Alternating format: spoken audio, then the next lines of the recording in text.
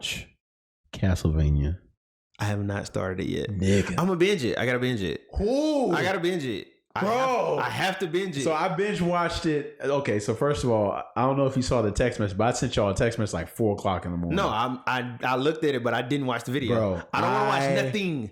I got home, could not go to sleep. I watched it. Now you understand why I put, when we had our anime episode, why I put Castlevania as one of the top one. And people are asleep on it. Bro. So and you'll figure it out. So I remember when they first announced this series, because it's a whole new series. Yeah, we were recording, by the way, but keep going. Okay. I remember when they first announced this series, a lot of people were saying, oh, that's Belmont and the Spectre's son. No. It's not the case. It's not. So this is taking place in 18th century. Yes. So England and all that stuff. Bro, you talk about epic. Yes. And the end. Wait, when I tell you, the end had me standing up like going crazy. So what got me with Castlevania off the first episode or two? Naturally, I'm fascinated with vampires, as I've said before. But what got me is the animation. The animation for Castlevania is so simple. It's simple, but it's very clean. It's very clean. Like when they slice a nigga, it's like, oh, that is, and it's the sound effects that comes along with it. So I'll say it, and I know whatever people don't charge it to me, but you know, with where One Piece is at right now, right? Yeah. When Luffy went Gear 5 and he's fighting Kaido. Yeah. I had to watch some of that fight over again because a lot of the cartoon animation kind of threw me off. A lot of people said that. I'm like, what's going on? When you go, like, I think I responded to somebody on our Twitter that was talking about that. But it threw people off with the cartoonish. I liked it, but I can understand. I went back and watched it again because I'm like, wait. I lost track. It's hard for me to keep up with it. It's like my coworker said, it's like that one of those Transformer movies where there's so much going on and now you gotta go back and you gotta hyper focus. But with Castlevania, like you said, it's so simple. Even though they're doing a lot of intricate moves, like with the whips and all that stuff, it's clean. They pan it back so far where you can see it, and it's very simple. Yes. And bro, oh my god! Because they still focus on the actual fight. Yes, they're focusing on the actual fight, and that's what Castlevania is easily in my top 10 greatest anime. Yeah, absolutely. And in this. You saying top 10 in general, or top 10 in general? Oh, it's that good. It's that good to me. That's a bold one. Because what I will say is that there has not been a drop off from. I forget the first series, how many seasons? I think it had 3 seasons. 3, but all 3 seasons were legit. Like even the storytelling was very compelling. They developed the characters perfectly. You got enveloped. It keeps you honed in. It keeps you locked in. It got to the point where like I had an attachment with like the Forge Masters and stuff like that because I could see their side of why they were working with Dracula. And even in this season, even though my boy died, bruh, even in this season, I was like. It didn't skip a beat, bro. I ain't gonna lie, like even though, like I said, I'm fascinated with vampires, but I will say this: I'm not even gonna lie, I was on the vampire side for a while because, bro, the humans was jacked up for what they did. The humans was jacked up for what they did to Dracula's wife. That's what started all of this, because sorry guys. Oh, y'all seen it? Yeah, sorry. If you hadn't seen it, spoiler alert. He went off. She brought him down. Yeah, like she tamed the lion and she sent him out to go see just how good people were. And y'all went and did this while this man was gone, bro. Not only did you kill her, it's the manner in which you did it. It was foul. That's foul. And I would say my only critique about this series, because it's an individual series, is that in the beginning, I was kind of lost because maybe it's my own fault because I came in with the preconceived notion that this is their. You think it's like a carryover from? Yeah, because at first I thought that was their son. Yeah, but then I was like, wait up, this is 17 because it took place in 1783. Yeah. I was like, there is no way. And so it took a while. They started off from when he was a child, and then it kind of just built up. And I was like, okay. And then there was some parts where it just happened really quick. Yeah. But it's a 8-episode season. 23-minute episodes? I'm gonna binge it because you can binge it in one night. That's what I ended up doing with Castlevania and Jen. I ended up binging it. So when I tell you, you're gonna call me at the very end and be like, oh shit! Like I'm telling. I can probably finesse that tonight. All right, what's up, guys? Hey y'all. Hey, how y'all doing? Y'all. That was Castlevania, the new season. Please check that out. Castlevania Nocturne. Right? Yeah, Nocturne, or however something you want to say it. Check that out. But anyway, we are going to talk about recap of this previous college football weekend. Yep. We're not going to talk about every game. We're going to highlight ours. I will say this. I give you 100% credit on bringing me up to speed on Washington. I told you. Michael Penix is something else. Doomsday the accuracy and of him throwing, not even the deep routes, the accuracy of him throwing the ball in general is legit. It's legit. The only knock that anybody ever has with Michael Penix is two. He's older. He's kind of like Stetson Bennett a little bit, and he's injury prone. That's the only reason why. And that'll be an attest of his training and how that's the only reason why they have less Caleb Williams, Drake May. But even, and correct me if I'm wrong, but it seems like Drake May is injury falling off. Yeah, Drake May is definitely falling off. But yeah, so let's get started. As of course, we are going to start with the SEC because make sure y'all like, comment, subscribe, please, because that's our favorite. That's just where we at. So you want me to just go off on my rocker? All right, go ahead and give LSU the business. Go ahead. LSU played Ole Miss this past weekend, and it was definitely a shootout. Over 1,000. I don't know how many yards. Over 1,000 total yards. Over 1,000. It was like 90 something points total. Yep. Okay. Oh no, about 100 points. So, JoJo, I give you the floor. Go ahead. All right. So first of all, man, if you watch the game, that wasn't a game, but all right. So first of all, I'll just go here. LSU's offense, because I have to get this out of the way because once we talk about the defense, it's going to be hard to get back to offense. LSU's offense is legit. Yes. Jaden Daniels.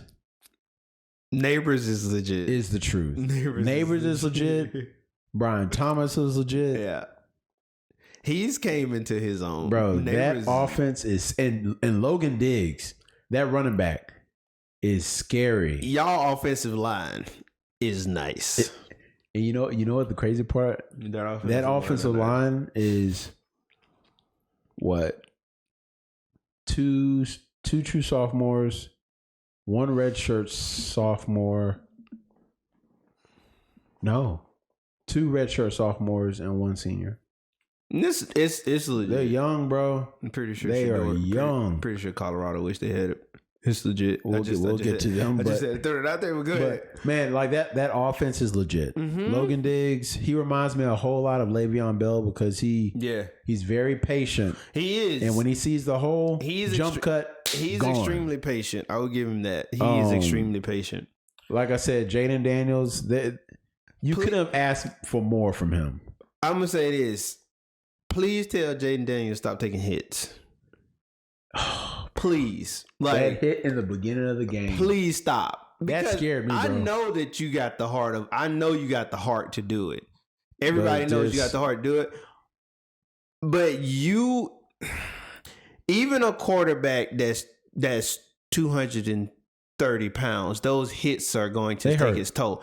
Those hits are going to take its toll on him, bruh. He keep taking those hits, bruh. He not gonna make it through the remainder of the season, or he's not gonna be up to par if he goes to the NFL. What I will say is that even though that play happened so early in the game, there's an argument to be made that it was the play of the game. Yes. Because that took an opportunity for LSU to score off the table. Yes. Because after that, LSU was scoring at will until the manner in which he got hit. Completely legal hit. Oh, yeah, completely legal hit. It showed, no disrespect, it showed just how light in the pants he is, bruh. Oh, yeah. Because you got tossed up. Because he's 200? You know what it reminded me of? You know what it reminded me of? God rest his soul. When Sean Taylor hit that punter. Yes. In the Pro Bowl. Yes. That's what that reminded me of. That is exactly what that reminded me of. So, yeah, LSU's offense, you really can't critique it that much outside of that fumble that Jaden had. Yeah. All right, so now the defense, or lack thereof, whatever you want to call it.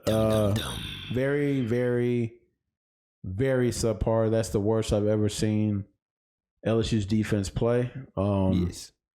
And I'm 32 years old. I've been watching LSU my whole life. It was very lackluster. There hasn't been a time where I can see that the defense, where the disparity between our offense being good and our defense being good, so wide because it's always been that our defense is up to par and our offense is sputter.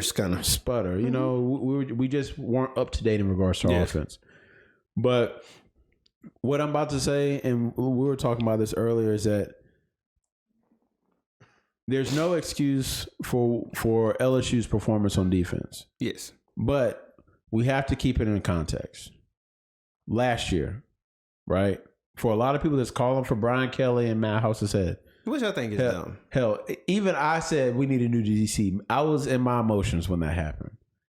If you look at last year, I don't think that is as far fetched as saying y'all need a new head coach. Saying you need a new head coach, that's just taking it over. But when we look at last year, that's far fetched. But a new DC, but maybe. All right, so this is why I had to sit on this for a little bit. Mm-hmm. But the reason why I say that we need to stick with Matt House is this.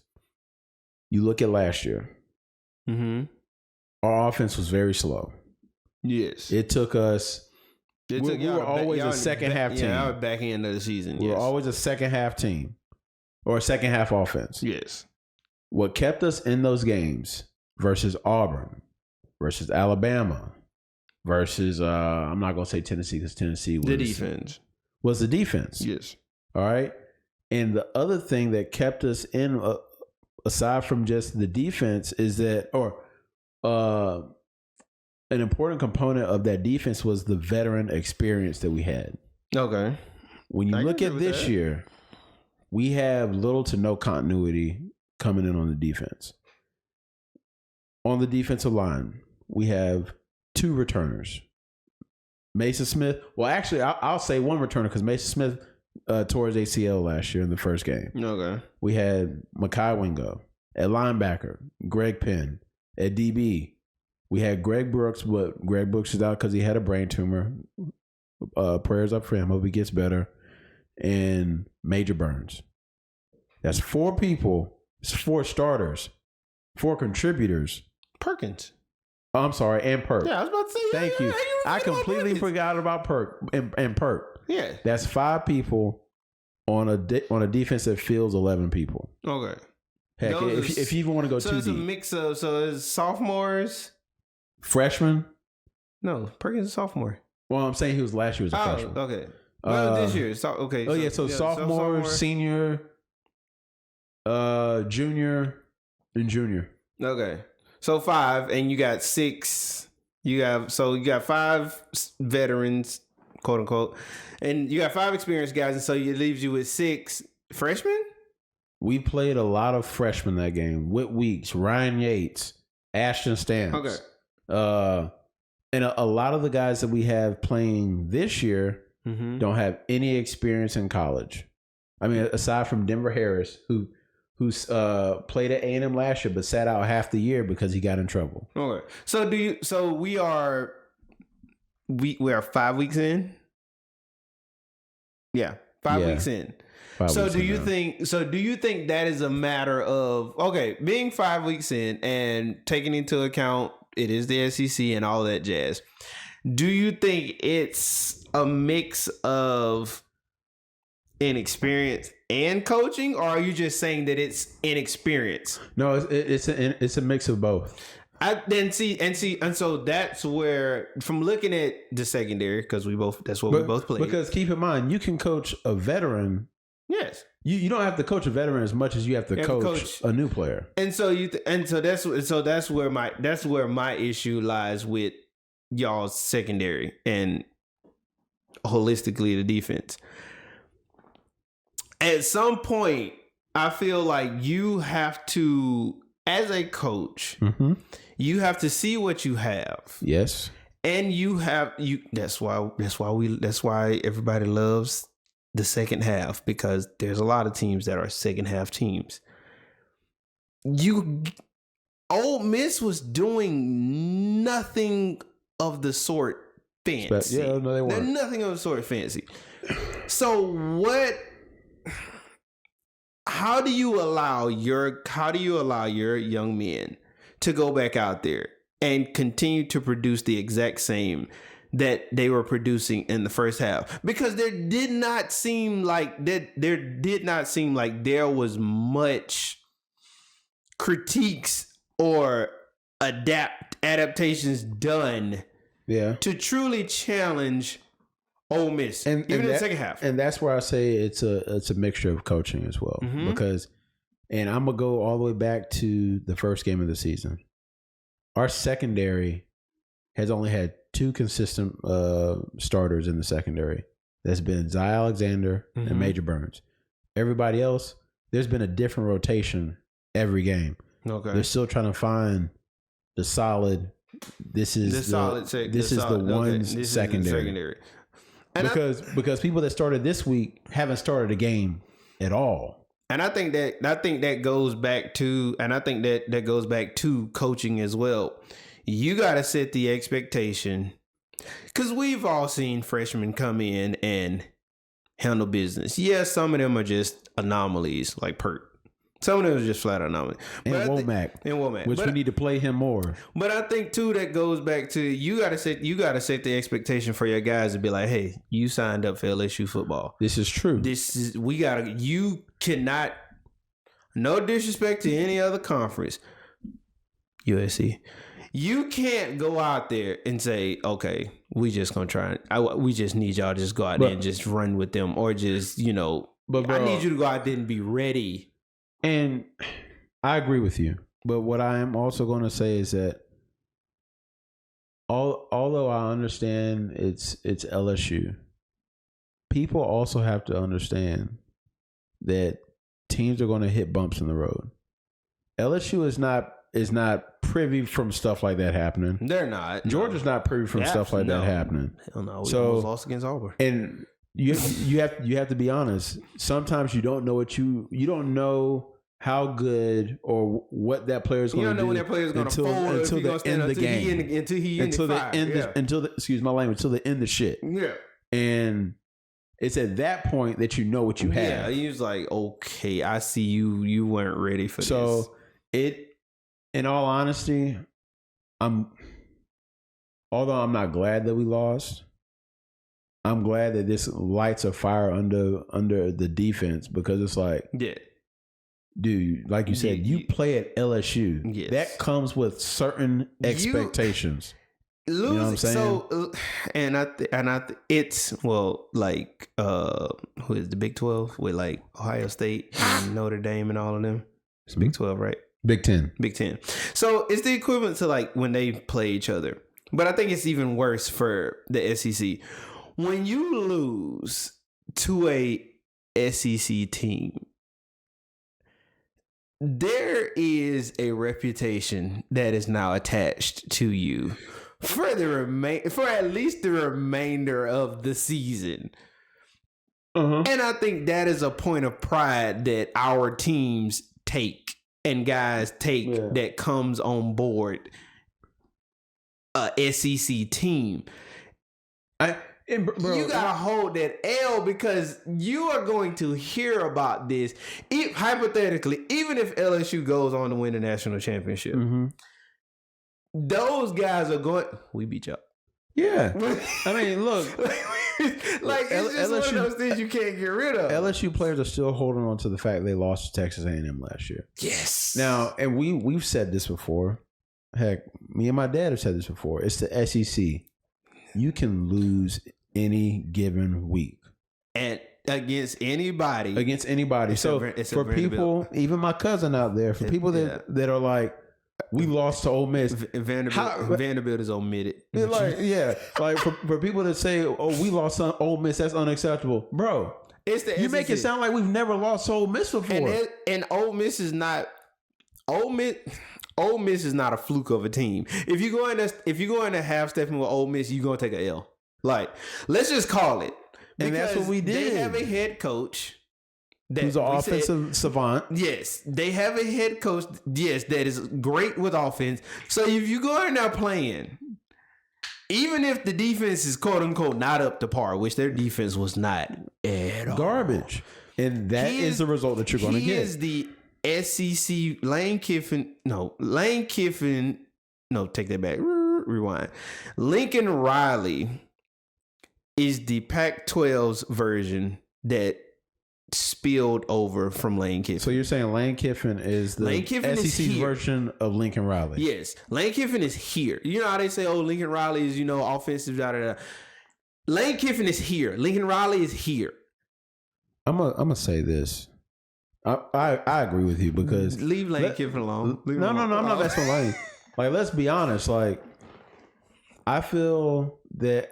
And I can't say let's be honest and say I feel. But I feel that the reason why Lincoln has so much of his godlike status in regards to offense is because... You had great quarterbacks. You had Kyler Murray, Baker Mayfield. Didn't he work out with didn't he do workout with Patrick Mahomes too at Texas Tech?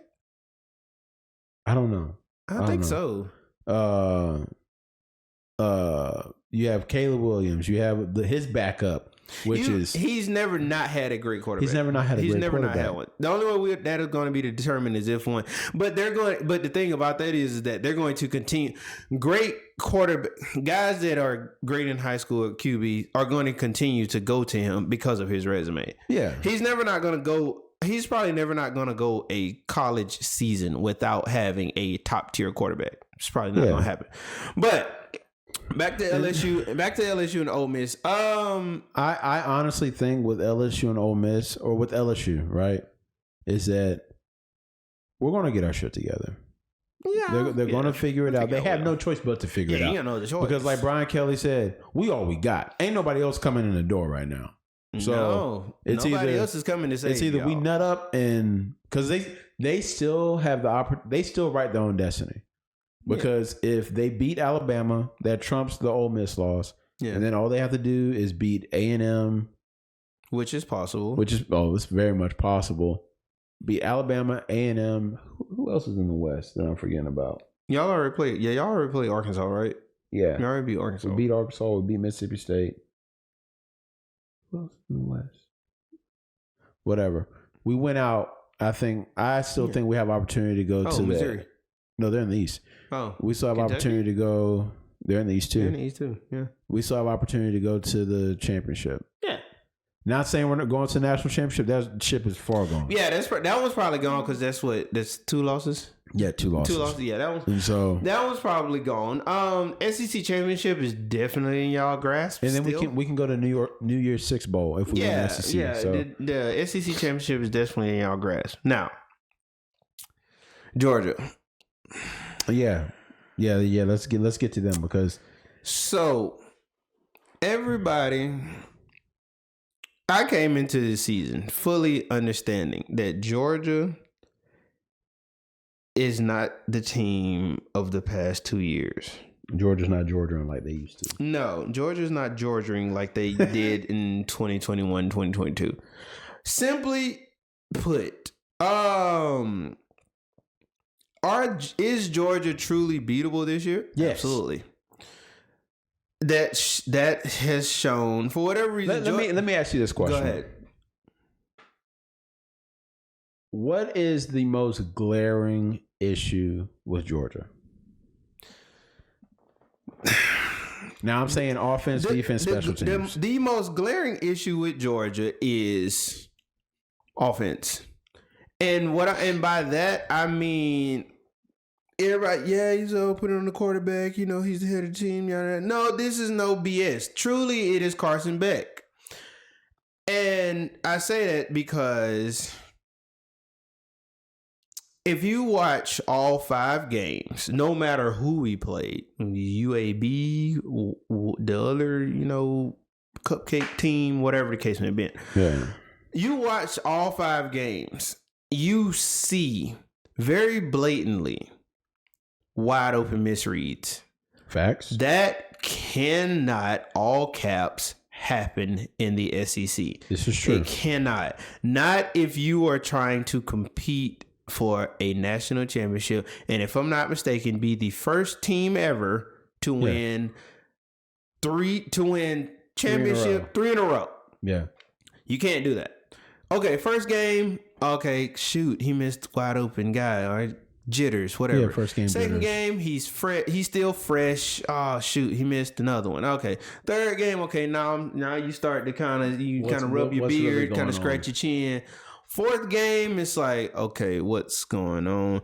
Fifth game, this is his first road test against Auburn, and regardless of what everybody says, Auburn is, even though it's Hugh Freeze's first year, whatever, blah blah blah blah. Auburn, any given week, you can lose against somebody in the SEC. Yes. Auburn is not a fluke team. On top of that, you're playing them at home. It's a rivalry game. If you look at the history of Auburn putting number 1 teams to bed, they have a very good history of doing so. I think they said that. So they said that Georgia was. They had 7 wins up. Georgia. It was Alabama, Georgia, the past 4 times. And Auburn, the away team between the Auburn Georgia game always gives the traveling team a run for their money. That tells you all you need to know. Yeah. So watching that game, was Auburn, did they have to do more on defense? Yes, because Auburn truly didn't have like a true showcasing passing game. Peyton Thorne can't throw. Peyton Thorne can't throw. He threw for 49 yards. The fact that you are allowing quarterback sneaks and QB runs, bro, that blew my mind. I'm like, what are we doing? So the defense has some stuff to clean up. I will say this. We didn't miss that many tackles, which I'm fine with. Mm-hmm. But back to Beck, I can count about 4 times that he got hyper-focused on one side of the field, disregard completely the other side of the field, while you got a guy running straight down the middle of the field who has the linebacker beat by about 3 yards, 2-3 yards. That linebacker's praying, do not throw the ball this way. He's praying. Do not throw the... He's probably running with his hands. Like, do not, please throw it. And you overthrowing. Another one, overthrow. Another one, you just flat out missed. You just flat out missed this guy. Yeah. So... remove Brock Bowers out of that game, we lose that game. I'm not a bubblehead. I'm not an airhead Georgia fan to say that. To say, oh, we still win. Bull. We taking an L. Yeah. In Auburn, we're dropping from the number 1 ranking. Now, I thought y'all would have dropped this week just because of. Well, we're not going to drop because we're undefeated. That's the only reason why we won't drop. That's enough about him. I'm afraid of this upcoming week, this upcoming game. So before we go to the upcoming game, right? Because I'm you about to. Oh, you know God. me, I'm real tapped in when it comes to recruiting and stuff like that. And just looking at the message boards, especially on the Georgia side, is that a lot of fans, their biggest issue, not even going to say it's like isolated at a specific player or even the offense or defense. It's just as a whole, they have not played a complete game and they have not had that blowout win that they usually have like last year, especially when you play mediocre competition. We half-assed against UAB first half. Yes. We half-assed against it wasn't Mercer. It was somebody else. It was some other smaller school that we half-assed against. And it's like, what are y'all doing? I have no issue with the team being a second half team. Yeah. Because that second half starts to now you make adjustments. Your second wind is kicking in. At some point, the athletic ability starts to show itself. Your athletic ability starts to show. You now see who's guarding you. You now see what he's capable of, what he's not capable of. You see what the offense is capable of, what they're not capable of. This, that, and the third. Blah blah blah blah.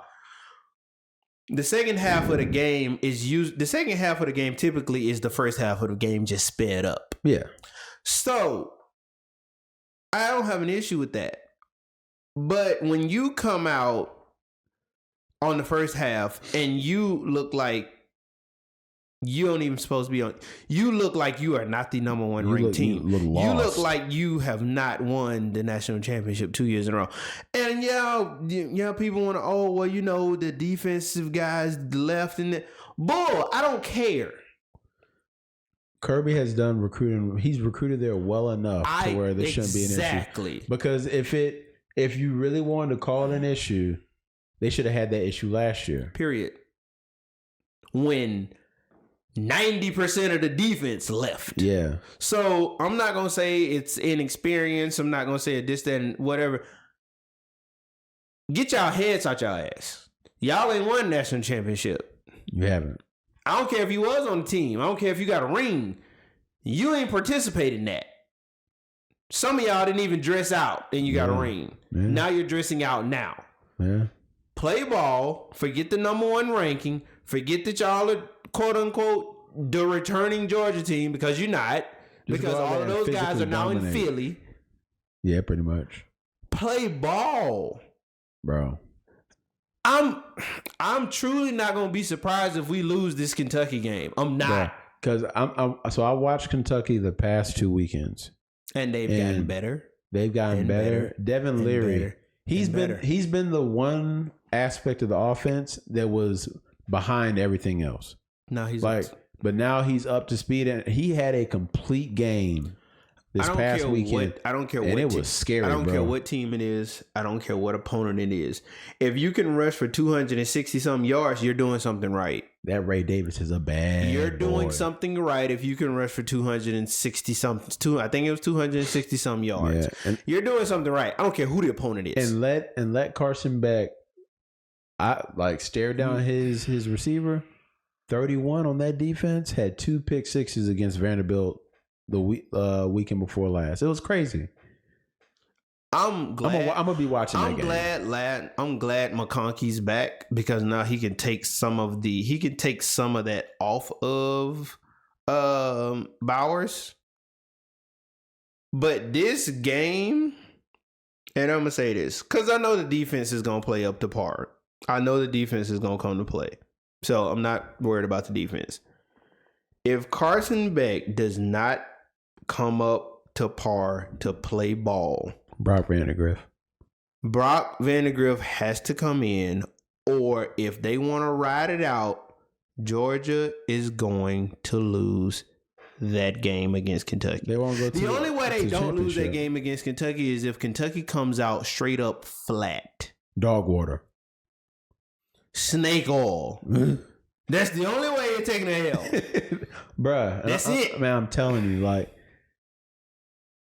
it's exciting, not because it's like I'm on some stuff where I want to see Georgia lose, but this is the first time in a while where you literally see chink. Not even chink. You see gashes in the armor. The East and the West is wide open. My cousin said this on his my cousin posted this. Shout out to AJ. He posted this on his Facebook.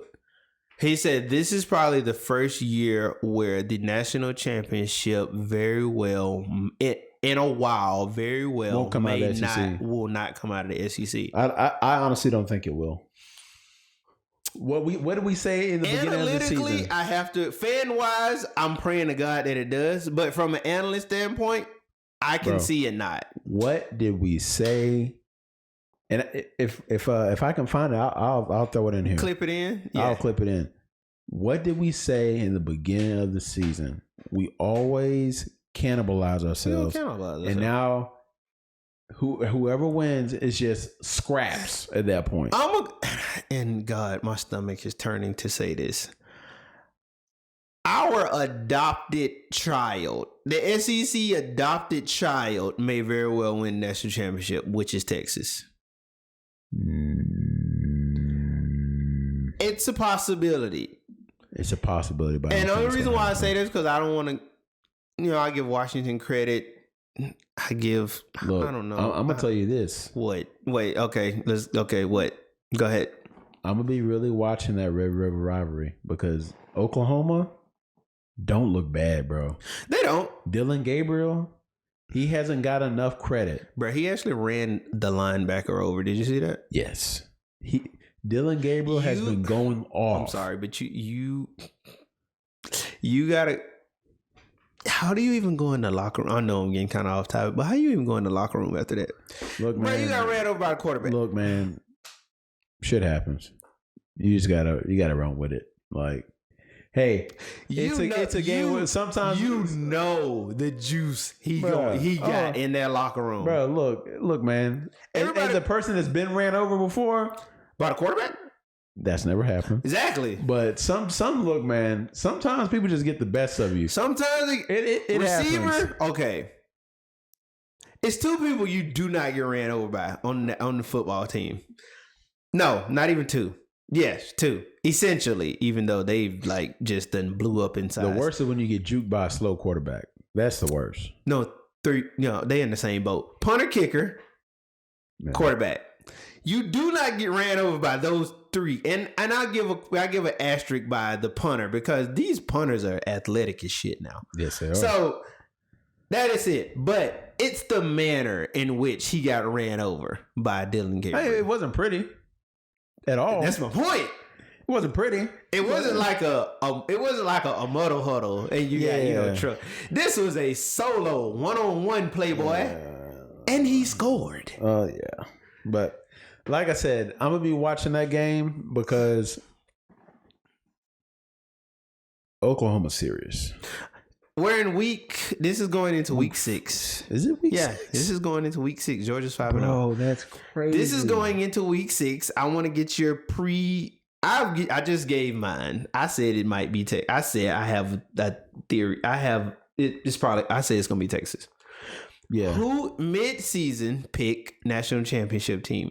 Who are you going with? Who do you think is going to pull it out? Let me see who the top 5 are right now. Georgia, Michigan, Ohio State, Washington, Notre Dame, I think. Okay, so and I can't remember. I'm gonna throw a dark horse out there because I don't see anybody stopping them. It's Washington. You think Washington gonna pull it out, bro? I don't disagree with you on that one. Washington, I have not seen anybody yet. I just wanted to stay in the South. Yeah, but it's not. I don't see the SEC winning it this year. I cannot see anybody. I haven't seen a shutdown defense. Stopping that's the issue. Washington. That's the issue that I'm at. I have not seen a true. I haven't seen a true SEC shutdown defense. That's what's getting me. Throws for $400. Yeah, $400. For 400 yards. 400 dimes. Easy. Yeah. Like he wakes up and does it. I haven't seen a defense that can stop him yet. Texas, it's not because I dislike Texas. It's just if I'm just looking at it through my analytical hat, it's just I don't see it this year. Oh, forget about Oregon. Yeah, Oregon in the top 10 too. Bro, it very well may be that the national championship comes out of the Pac-12. Pac-12? Which is wild to think because last time it happened was with Reggie Bush. But the Pac-12 is, and I hate to say this, but the Pac-12 is the best conference this year. They're stacked right now. They're stacked. But I will say this. They don't all play each other either. They don't all play each other either. So they ain't cannibalizing each other. But I will say this. The one asterisk that I have is this. SEC teams, defenses in particular, tend to elevate their game and play with a particular chip on their shoulder when they're playing an out-of-conference team. Now, haven't seen it this year, but you're right. But if there is, and with our adopted 2 children, Texas and Oklahoma, if there is a situation where a Pac-12 team faces an SEC team, I don't see SEC winning this year. You don't see SEC pulling. You don't see SEC pulling out the dub, bro. I do not. Not this year. It's crazy, bro. Like I never thought that I would say that. I never thought I would say that, but I do not see any SEC team. Okay, if we put the top 4 SEC teams against the top 4 Pac-12 teams, I feel like the Pac-12 will go 4-0. Let's see. Let me pull up. I just fair. I just want to see. All right, so we got Georgia, Michigan. So, you said Pac-12. So, let's do SEC first. So, SEC, you got Georgia, the adopted child, Texas, Alabama, which is ranked number 11. Which there's only one SEC team in the top 10. Yeah. And our adopted child. Yeah, and there's 4 from the Pac-12. I think 4. You got USC, Oregon, Washington. That's it. Utah was in it, but they lost. Yeah. So maybe Oregon State. I think Oregon State's Oregon State's 15. 15. Okay. So looking at this. I mean, we just keep jumping all over. We're just jumping over Michigan and Ohio State and Florida State and Penn State. I don't think Florida State's gonna win it. I don't either. Ohio State, I could see it, but I'm just not confident in that quarterback yet. No. Michigan's pretty tight. JJ McCarthy ain't been that great this year, but so you're saying you got Notre Dame, which is 10, USC, which is 9, Oregon, which is 8. I'm not even counting Notre Dame. Okay, so SC, Oregon, Washington. You don't think think Georgia or Texas defense could stop any of those 3? Hell no. Not even Oregon. No. Oregon is an animal right now, bro. Like an animal. And I love Oregon. Fast. I love Oregon, bro. Oregon is an animal. It's gonna be, bro. They're too fast, bro. If a SEC team doesn't at least make it to the national championship, I'm gonna be highly sad. It's not. But everybody is taking an L. Everybody's taking an L, but Georgia. Let me tell you this. That's the crazy thing. Every SEC team has taken an L, but Georgia. Just wait. I'm telling you. Y'all got to run through Kentucky. Y'all got to run through Tennessee. I'm more concerned about... And then y'all got to run through Florida. I'm more concerned about... Out of all of those 3, in all honesty, from watching all 3 of them play, I'm genuinely more concerned about Kentucky than Florida. Don't forget, y'all got to run through Missouri. I'm not too worried about Missouri. Okay. I'm genuinely concerned about Kentucky. That's fair. That's the number one... I think... Do y'all play them between the hedges? Out of those 4... Kentucky scares me the worst. Oh yeah, because Kentucky is the most complete team. I know Milton can throw the ball and this, that, and third, but he's shown that he's sporadic. Yeah, he's off sometimes. Florida, you don't know what you're gonna get. You don't know what the hell you're gonna get with Florida. Missouri, they're good, but I truly don't think we'll lose against them. It's Kentucky that got me like. But I mean, okay, so if you look at Kentucky, right, they've always been known to be a running team, a run first team. Yes. This year, they are pass first. Horses. And they sprinkle in the run. And when they sprinkle in that run, Ray Davis goes bananas with it. So I'm telling you. All right. So I'm telling you. We'll see. So shifting over. This weekend's gonna be amazing in college football. Shifting over to Colorado. Even though we didn't recap last week, we'll recap this week. We can touch on it. They got their ass tore up. They got thumped. Yeah. They got thumped. And everybody kind of expected them to get thumped. I think no one thought Oregon's defense was going to be that good. Look, I'm okay. So me and you have been talking about this for weeks on end. And we've been talking, been talking about it from a fan side and from an analytical side. I've been called a hater from my family. You have.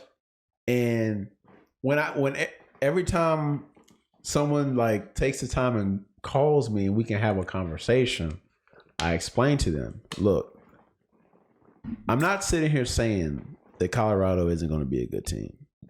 Hell, look, they took USC to the wire, right? Yes. It's just that I was not ready to jump on the hype train because they beat TCU, Nebraska, and they struggled with Colorado State. You weren't ready to jump on the hype train as an analyst, but you were on the hype train as a fan. You appreciate what's going on holistically. Yes. But I'm not one of those. There's a video, right, where it talks about black folk, where it's like, okay, for instance, you know, like the Beehive, right? Yeah. You say anything wrong about Beyonce, the Beehive is going to come for you. Yes. That's how it was with Colorado and black folk. You say anything bad about Prime, what you say? We coming after you. But you have to give context in what you're saying. What are you talking about? So with me, all right? If you say anything bad about them, like okay, but like their team isn't that good. They got lucky, stuff like that. I'm not gonna say they got lucky. No, I'm saying that people said that. But I guess my question to you is my outright question to you is, what is there to say bad about him and what he's doing? No, this is last or the week before, whatever. What I was saying is I have nothing bad to say about Prime. What he's doing is great. Yes. But what I'm saying is that the team, offense, defense, special teams, is not as good as everybody was gassing it up to be. Oh, absolutely. Like when you have Lil Wayne going on Undisputed talking about how, they're going to blow out Oregon. Like, bro. But people, it's one thing if it's just one person, but when you have. Yeah, I don't feed it. Yeah, I don't feed into that. We talk about this preseason. Yeah, I'm not feeding into that. But my thing is, the reason why I'm on board is because I'm looking. You're looking at everything from what he's doing in the community and all that stuff. And I'm looking at the future as to what could possibly be done with him now, with the ability to actively recruit and start to get what me and you always talk about. Depth, which is the one thing that is going to continue to he plague even knows them that he needs it the rest of the season. And my biggest thing was like, look, and I told you this, that I want to see them play against a complete team. Yeah. And when I see that, that's going to give me a true barometer on how good is Colorado. The complete team was Oregon. And it showcased Oregon. And the reason why I say the complete team was Oregon, no matter what happens the rest of the season. You haven't seen a team shut out Colorado. No.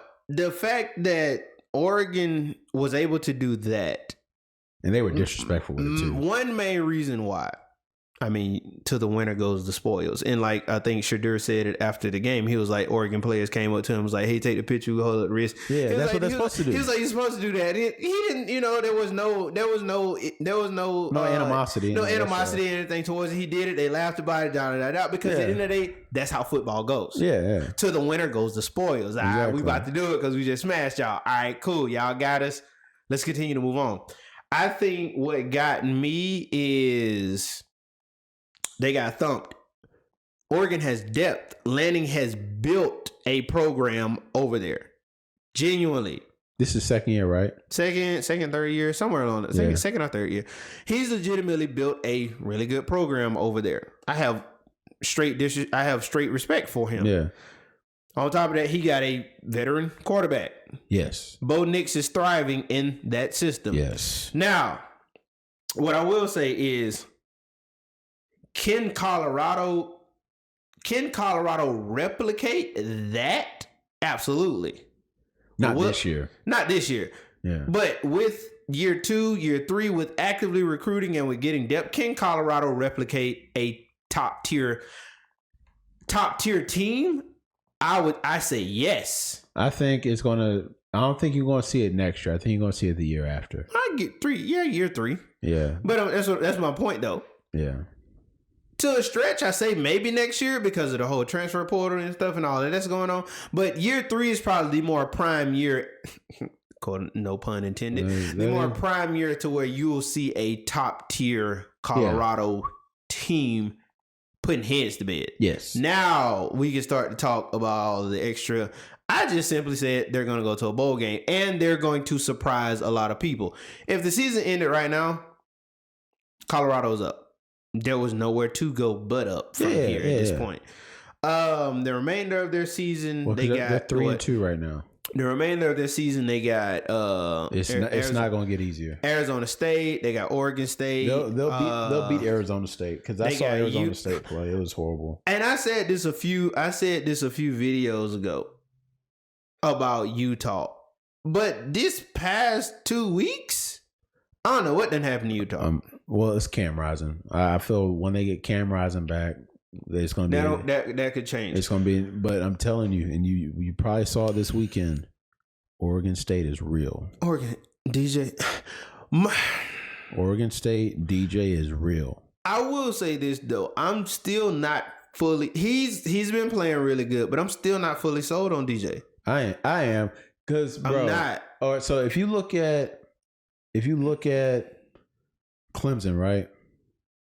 Trevor Lawrence was an anomaly these past couple years. Good God, yes. He was an anomaly. Bro, you had a white boy that ran 4.4. Oh yeah. But look at this year, right? 6'6". Cade Klubnik is probably the worst player on that offense, in my personal opinion. They cannot develop quarterbacks. No. They didn't have to develop Trevor. Trevor was already great. They didn't have to develop Deshaun.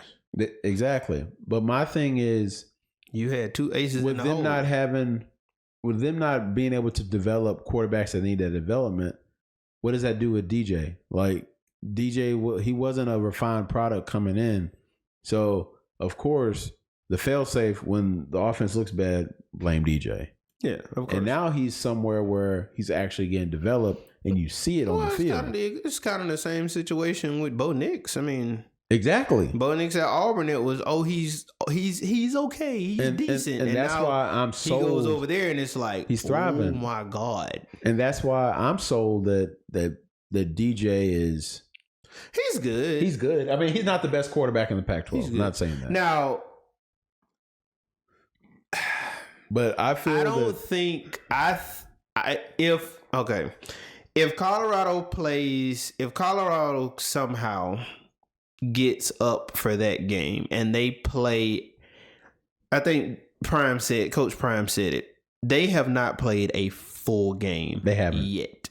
They always mess up somewhere. If they manage to clean up the penalties, special teams, don't miss kicks. If they manage to play a full game with what they were able to do against USC, even though USC does not have a defense, if they're able to play a full game, I could see them pulling out that dub against Oregon State. I could see that. It's just hard for me because when I see how Oregon State, they're a run-first offense. They are. And if they're a run-first, they're going to control time of possession. This is true. And if you keep the ball out of Colorado's hands, that's not allowing that offense to be dynamic. It's not. It's gonna be a chess match. It is. I think that game, because that game is like on the latter end of the season.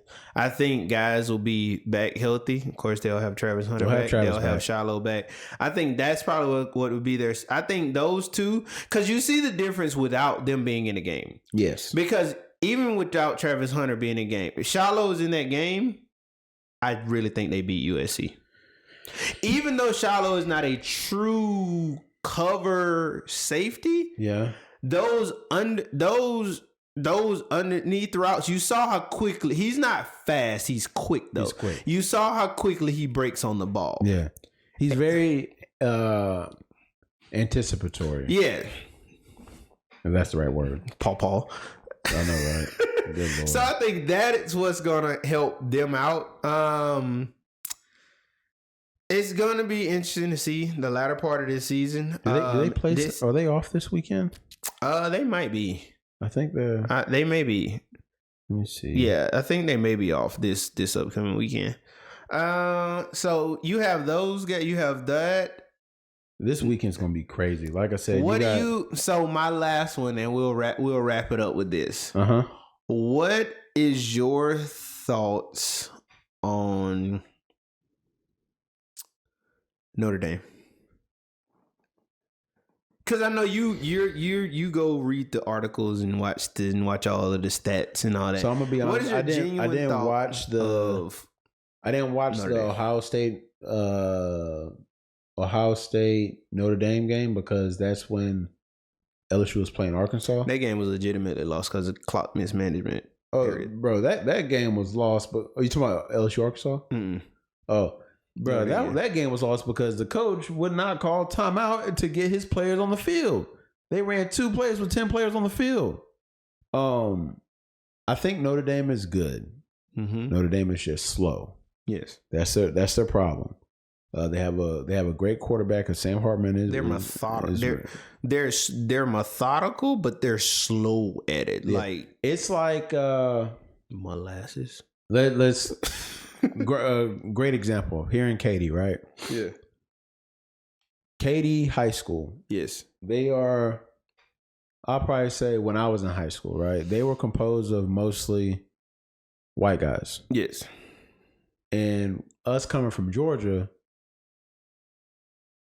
we were composed of mostly black people. Yeah. So when you see a team full of white guys, the white guys had the slower positions. Yeah. The black guys had the faster positions. But you see white guys at skill positions there. It's like, wait, what? And it's like when we were in Georgia and we saw, they were like, oh, we about to have a field day. Yeah, it's about to be on. But Katy, they're so well coached. They're very methodical. Breed. Yeah, it's different breed. And that's what they didn't make I learned mistakes. A different thing about football. They didn't make mistakes. And I honestly feel like that is what Notre Dame is. Very methodical. They don't get that many penalties.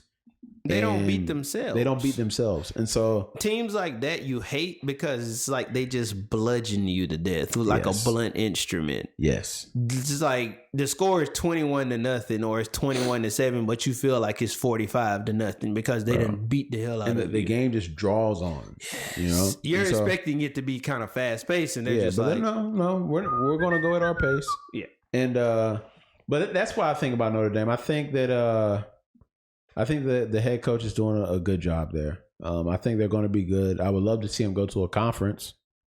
At some point, they're going to have to do that because they are. They're going to have to. If they want to go into the playoff, they got to. Yeah, they got to leave. Yeah, they got. You can't. It just can't be simply because they're Notre Dame. Yeah, y'all got to compete, bro. But right now they're a solid team. Mm-hmm. They're going to go to a solid bowl game. Yeah. I just wanted to get your thoughts on that. Yeah, that's just see what they were talking about. That's where I'm at with them, man. All right, guys. So you got our recap. Yo, did you see they come out with a new Dragon Ball? Talking about the Vegeta movie? No. They're coming out with a new Dragon Ball series. Wait, push pause. Wait, what? No. Yeah, they're coming out with a new Dragon Ball series called Dragon Ball Magic, and I read the synopsis a little bit, where Goku is reverted back to his child form, and he's traveling planets to find the guy that did it with somebody else. And that's gonna be interesting. It comes out next year. It's gonna be interesting. In March. I don't know if it was real or not, but I saw a flyer, and it was like a movie flyer, and there was like, would you be excited about? Well, like, I would, bro. I would love to see. Would you be excited about? Like, I think I sent that to you. The Bio Vegeta movie. Yes. I'm like, yes, because I want to know why this nigga's so mad, bro. That if there's anybody that deserves a movie, it's him. He deserves it. He deserves it. He's the prince, bro. You got to get a man a movie. Toriyama has been so disrespectful to Vegeta. Every time, it's always Goku comes to the day or Gohan. Do you know what I'm pissed off about? Of all the things to do with Dragon Ball, do you know what I'm solely pissed off about? I don't know if you've seen it. So, McDonald's decided to do. Yeah, you're gonna get upset. Get ready. A Dragon Ball Z themed meal that includes Dragon Ball Z themed box. Okay. Dragon Ball Z themed trading cards. Okay. And Dragon Ball Z themed it's the box, it's the cards, and it's some type of like, I think, book or something. You're gonna collect that stuff. Yes, of course. But this is the pissed off part about it. Okay, because I'm waiting. Wait, what? Guess where it's at? What do you mean where it's at? It's in Taiwan. Why would they do that? It's in Taiwan. I've seen people have posted it on Instagram in Taiwan. Looks like I need to get a passport and go to Taiwan. I'm like, how you like Toriyama? Like, why? Because when I first saw it, I'm like, yes, and then it was like, it's only releasing in Taiwan and other Asian. Bro, that's crazy. Like, bro, come on. Don't do that to me. You cannot do this. Like, I would legitimately go order this Happy Meal for the box and the cards. Yeah, bro, that's crazy. Why not? That's live, but that sucks that that's the only place where it's at. And I'm gonna say this and I'm gonna end it. So I saw a quick video, and this wife posted it. She was like, she thought marrying an older man, it was gonna be more mature, it's gonna be, more, upscale. She was like, tell me why I just got back from the store. She was like, he's 39. Tell me why I just got back from the store from buying him Dino Nuggets. Bro. So okay, I pause. The dude that stitched it together, he was like, let me explain something to you. He was like, men do not mature. We just get older. Bro, let me tell you, now that I'm older and I have my spouse, I'm more confident in those things that I love. I don't see an issue. I don't have an issue with that. I want Dino Nuggets. First of all, Dino Nuggets are good. On point, especially with honey mustard. They're good. On point. Like, how do you... What's the problem, man? What's the problem?